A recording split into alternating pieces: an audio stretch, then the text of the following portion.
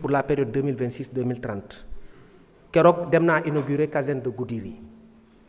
quelque chose qui a été très bien accueilli par les populations te incha allah dinañ continuer parce que am na yeneen caserne yu ñu war a ubbi à Nioro à Diamniadio à Ndiaganiao à Daara Jolof et ces casernes seront inaugurées entre 2025 et juillet 2026. caserne Kédougou ak Sokone réclamé nañ ko fi effectivement c'est vrai te li député Mbaye Dione wax dëgg la dafa am zone yoo xamante ni amul presque dara mais dans le maillage territorial c'est-à-dire que bi ñuy créer loolu comme région yenn régions yi peut-être on a mis les charrues avant les bœufs loolu c'était avant nous donc loolu moo tax parfois dañuy am problème pour alimenter ko parce que c'est un peu excusez-moi mais dafa am benn genre kii politique boo xam ne moo ko jiitu ñu ne dañuy ériger tel en région ba pare doo ko accompagner d'infrastructures nécessaires alors qu'on devait d'abord créer les infrastructures avant de créer les régions. C'est ce qui a fait effectivement ce déséquilibre-là qui a été noté. Pour les constructions et les réhabilitations de bâtiments, l'essentiel des bâtiments abritant les services de logement de circonscription administrative se trouve dans un état de délabrement avancé. De ce point de vue, on est d'accord et notre position de principe, c'est qu'il faille effectivement procéder à la rénovation de tous ces bâtiments. Et pour 2026, notre ministère va achever les travaux de la préfecture de Kaolack. Les travaux ont démarré et la préfecture de Bignona et les sous-préfectures de Rao et de Fissel. Pour l'instant, c'est ce qui a été démarré. Maintenant, pour régler la question de la vétusté définitivement, le ministère a élaboré un nouveau projet qui a été maturé avec les services du ministère de l'économie et du plan. Ce projet qui va démarrer en 2026 pour un coût de 67 milliards va ouvrir toutes les localités du Sénégal, 14 régions, 46 départements et 127 arrondissements. Donc loolu ñun suñu yitte la dañu bëgg a defar circonscription yi nu mu tudd préfecture yi gouvernance yi ak sous-préfecture yi parce que ñoom aussi c'est bu dee gouverneur c'est le représentant du président de la République dans les régions te ñu ngi def liggéey aussi bu mucc ayib c'est pourquoi dama ciy profiter également pour féliciter William Manel qui est le directeur général de l'administration territoriale qui fait un excellent boulot avec les gouverneurs, les préfets et les sous-préfets. ñooñu dañu soxla les moyens pour exercer leur office parce que seen métier dafa noble de la même manière que je l'ai dit avec les forces de défense et de sécurité saa yu ma demee ci benn opération combinée police gendarmerie ay 3 heures du matin dama leen wax ni ñi ñee ngi nelaw mais ñun ñu ngi liggéey moo tax les forces de défense et de sécurité méritent tous les salaires du monde lu ñu leen defal nañ ko xeeb parce que c'est des gens qui sont des nobles policiers yi dañ leen war a jàppale gendarmes yi dañ leen war a jàppale parce que li ñuy def ci liggéey dafa mucc ayib et donc loolu moo tax man j'estime que mon département pourrait être même beaucoup plus pourvu en matériel et également en moyens pour leur permettre d'exercer leur métier parce que dara gënul noble ñëpp di nelaw nga taxaw di assurer leur sécurité que ce soit des moyens mobiles ou des moyens matériels si wàllu tenue aussi wax nañ dëgg tenue dafa bokk ci li tax nit ñu lay respecter comme li may wax loolu laajul moyens yu bari li may wax cet ak defar mën na ànd ak sax ñàkk wala tuuti ñàkk Aïssata xam na ko ñun dañu bëgg bu ñuy plaider comme avocat rabat bi dañuy bëgg fóot ko ba mu set mu weex tàll di briller ñu taxaw comme li ñuy policier di wax dans leur jargon être en tenue correcte parce que loolu mooy tax ñu respecter la moo tax benn jour dama woo DGPN bi ma ñëwee directeur général de la police nationale di profiter également di ko féliciter pour l'excellent travail qu'il fait ku baax la ma ñëw ma ne ko mais DGPN policier du ngeen defal ay cravate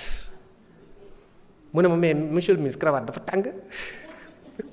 ma ne ko waa sedd bi nag ngeen defal ay cravate parce que man mënuma imaginer par exemple alkaati bu taxaw di tux rafetul parce que kilifa la alkaati dafa noble da ngay gis boo demee ay yenn dëkk yi nga gis alkaati yi man bu ma gisee alkaati bu sol lu rafet dama koy respecter dama koy bëgg sama xol day sedd donc yooyu yëpp c'est des choses yoo xam ne ça participe à la citoyenneté te pourtant laajul moyens yu bari donc loolu laay wax rek tout le temps nañu xool lépp li nga xamante ni mën na relever suñu prestige en tant que pays parce que Sénégal pays leader la et man maa leen ko wax de tout temps Sénégal pays leader la boo demee ci yeneen dëkk nga koy xam Sénégalais yi dañ leen respecté boo demee Côte d'Ivoire ñu ne le Sénégalais a du talent ñu ne sénégalais bu waxee rek da lay convaincre parce que sénégalais dafa am lu yàlla def ci moom donc loolu dafa war a feeñ suñu dëkk.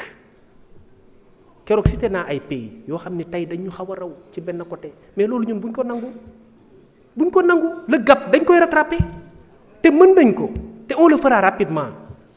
dëkk bi dina tegu ci yoon dina baax ba pare lépp dox incha allah yéen ñëpp ci mën a jàpp. J'en appelle à la citoyenneté de tout le monde j'en appelle à tous les patriotes tous les républicains tous qui aiment ce pays pour qu'on fasse du Sénégal un très grand pays et on est en voie de le faire. Sous la haute direction de monsieur le président de la République et de son premier ministre. Parce que c'est des patriotes qui sont venus pour ne pas se focaliser sur les prochaines élections, mais sur les prochaines générations. Et ça, ils l'incarnent, ils le vivent tous les jours. Moi qui suis au contact de ces deux personnes, moi je sais et je suis persuadé que ce sont de vrais leaders. Pour la première fois, le Sénégal a une chance historique de réussir un bond qualitatif. Parce qu'il y a des gens qui sont animés par l'intention d'en faire un grand pays. Et là, c'est à nous de les accompagner. C'est aux citoyens lambda de les accompagner. Les étudiants, les ambulants, les écoliers, les députés, les chômeurs, que tout le monde s'y mette pour qu'on fasse de ce pays un grand pays. On l'est déjà, mais on peut réussir encore à progresser. Et c'est d'ailleurs l'occasion pour moi de profiter de cette tribune pour féliciter des patriotes. Des gens qui se sont toujours investis pour l'ordre, la discipline, le civisme et la générosité également. Ils sont là, je les ai invités, ce sont les Patriot Riders. Je vous demande de les applaudir. Ñii ñooy taxaw ci tali bi sans moyen naan feu rouge da ngay taxaw ñoom ñooy taxaw ne feu rouge da ngay taxaw ñooy taxaw ne piéton jël trottoir bi oto bi demal te kenn fayu leen parce que ñoom li ñuy def mooy le don de soi pour la patrie. ak ñeneen ñi nga xamante ni dañuy dénoncer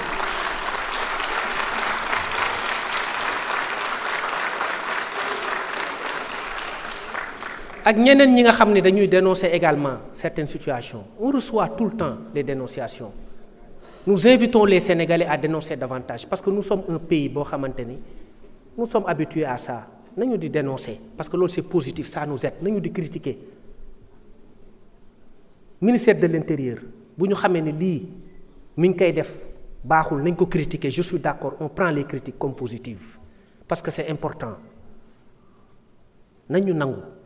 du haut de notre piédestal de subir des attaques loolu amul benn problème mais l'essentiel c'est qu'on progresse et qu'on avance loolu rek moo am solo ci àdduna moo tax ma leen di féliciter également ñi nga xamante ne ils sont dans les pages di dénoncer naan fii nii la mel fii nii la mel fii nii la mel parce que loolu moo ñuy permettre aussi d'être réactif ñoom ñi sama équipe xam nañ ko à chaque fois bu dara amee dama leen di alerter ne leen def leen lii pour ñu remettre un peu les choses à l'endroit. Pour terminer, je vais juste parler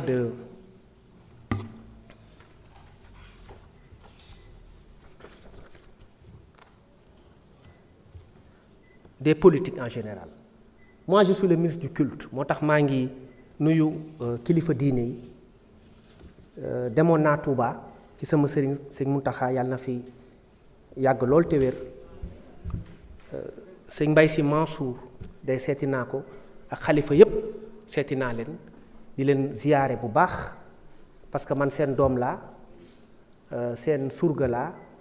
te incha allah je serai dinaa topp seeni tànk te dinaa jàppale le culte parce que loolu aussi ci sama domaine la bokk. Politique yi wax naa leen foo leen mënti nekk mes portes vous seront grandement ouvertes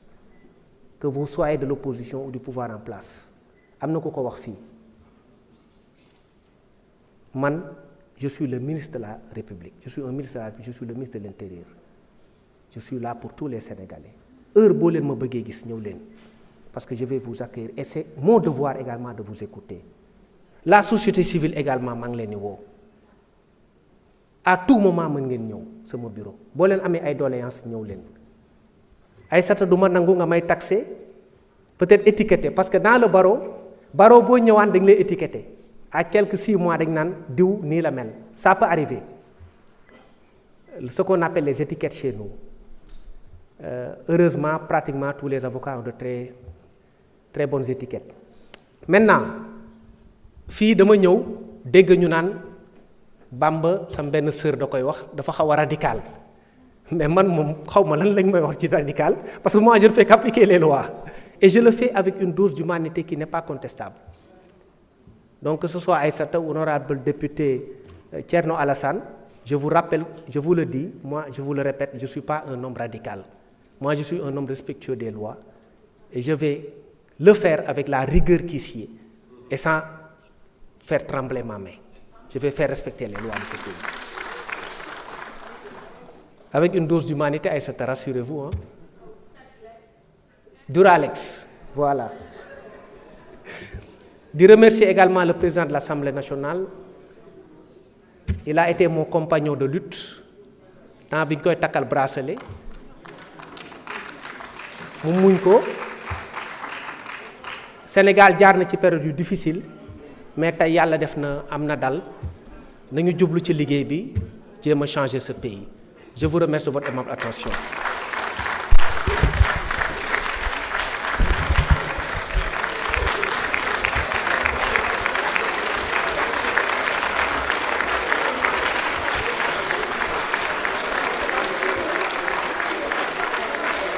mais doy na nag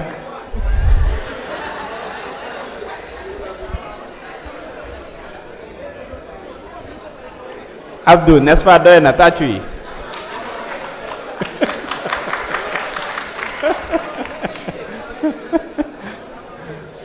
Merci beaucoup, Monsieur le ministre.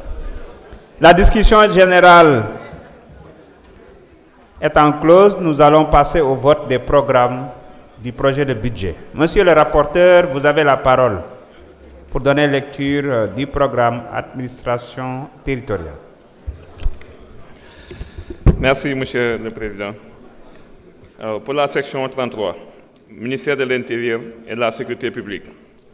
programme Administration territoriale, dépenses de personnel, 6 646 491 000 en AINCP, acquisition de biens et services, 8 99 861 561 en AINCP, investissement exécuté par l'État, 625 millions en AIE, 562 500 000 en CP, total administration territoriale, 15 371 352 561 en AIE.